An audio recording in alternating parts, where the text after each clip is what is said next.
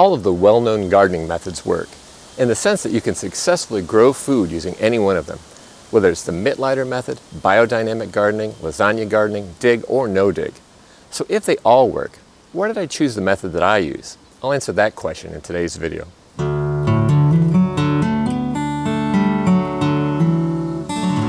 I've talked a lot about my approach in other videos, so today I'll just describe it briefly. I plant intensively in beds using a no-dig approach.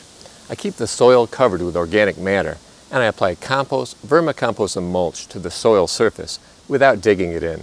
I make all of our compost and vermicompost myself, and all of the organic matter I use in the garden is free. Compost, vermicompost, and mulch give our soil all the nutrients it needs, and I don't have to rely on commercial fertilizers. I also plant cool weather nitrogen-fixing crops in late summer when there's space that isn't occupied by food crops. And I plant in polycultures to reduce pest and disease pressures. When possible, I rely on predators to control pests, but sometimes I resort to manual control. I don't use any pesticides. So why did I choose this approach over some of the well-known gardening methods? It really comes down to my personal values and goals. I mentioned 3 of these goals at the end of every video. I want to grow a lot of food, but I don't want to spend much and I don't want to work harder than I have to. But there are 2 other goals that are very important to me. I want my approach to work with nature instead of against it. And I want the methods that I use to be well supported by scientific research. Now let's take a look at each of my 5 goals and talk about why I think my approach is more consistent with them than some of the other popular gardening methods. The first goal is to grow a lot of food. We achieve this by planting intensively in beds instead of using a traditional row-based approach. We also maximize our vertical space by growing some crops on trellises or stakes. This approach was initially inspired by square-foot gardening and later influenced by biointensive plant spacing. We also apply permaculture principles, such as growing shade-tolerant crops in the understory of taller crops. All of these methods combine to allow us to grow more food in a small amount of space than we could using a row-based approach.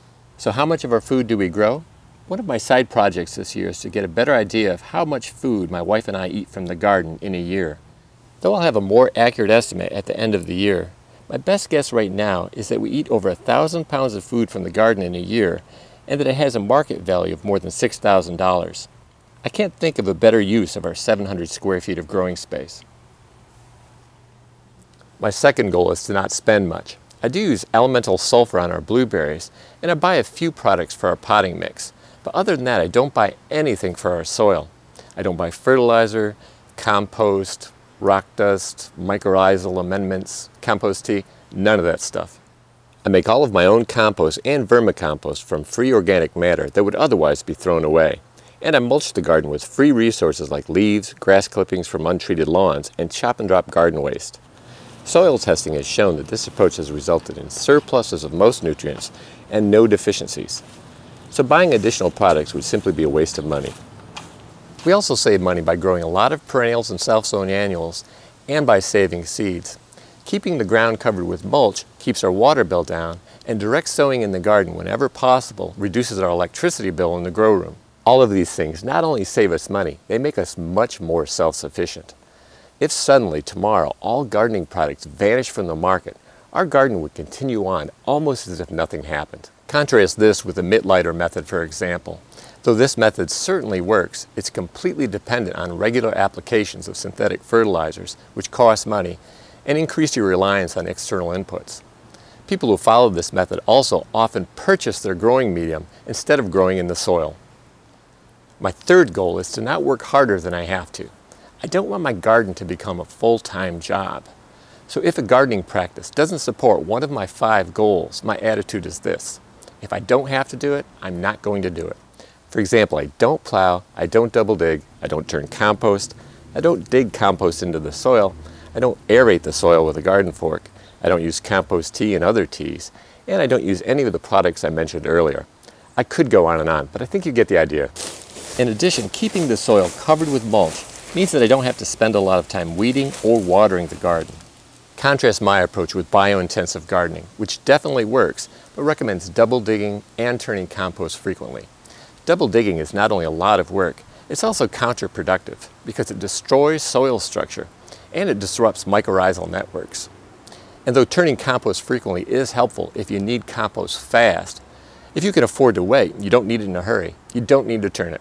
So again, if it doesn't support one of my 5 goals, I just don't do it. My 4th goal is to work with nature. When it comes to soil fertility, this means I want to promote the soil food web. Compost, mulch, and no-dig promote the soil food web by providing food and habitat for beneficial soil organisms, like earthworms, beneficial bacteria, and mycorrhizal fungi. These organisms build soil structure, and they release nutrients in the soil so that they're plant available. Another great example of working with nature is growing in polycultures to help manage pest and disease issues. Polycultures attract a broad diversity of beneficial insects, including pest predators, and they make it more difficult for pests to find their host plants. And mulching with wood chips has had a dramatic impact on our slug population. They used to be a big problem for us, but now there are ground beetles everywhere living in the wood chips, and ground beetles eat slugs. They've reduced the population to the point where they're not even an issue. A few other pest predators we rely on in the garden are wasps, which eat cabbage worms, and ladybugs and spiders, which control aphids. Working with nature is so much more sustainable and I believe more effective than trying to fight it. I often shake my head when I see gardeners dusting or spraying their garden vegetables with toxic chemicals, especially when those chemicals kill indiscriminately, including beneficial insects like pollinators and pest predators that otherwise would help them control their pest problems. My 5th goal is to use gardening practices that are well supported by science. Yes, I do rely on my own observations of what works and doesn't, but it's also important to me that the gardening practices I implement here in the garden are consistent with research. And the benefits of compost, vermicompost, mulch, and no-dig are all well established in research. I also look to hard data for feedback on how my approach is working and whether or not I need to make any changes. A professional soil test every few years tells me exactly what my soil needs and doesn't need. I see one of the biggest benefits of a soil test is that it tells me what I don't have to buy and what I don't have to put in the soil in terms of amendments and fertilizers. Another aspect of this evidence-based approach is that I need to be open to changing my gardening practices in response to new evidence. A great example of this is when I stopped using compost tea a few years ago, after looking into the research on compost tea and determining that it really doesn't provide any benefit beyond using compost alone. Not using compost tea has saved me so much time, and I've seen no downside in the garden. Oh, there you are. Hey, boy.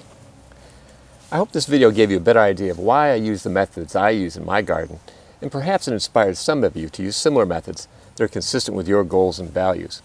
If you found this video helpful, please give it a thumbs up. And if you haven't already, please subscribe for more videos on how to grow a lot of food on a little land without spending much or working harder than you have to. Ready to go in? Okay, boy. Ow, you little nut. Ow! Oh, you're showing off for the camera now, aren't you? You crazy cat.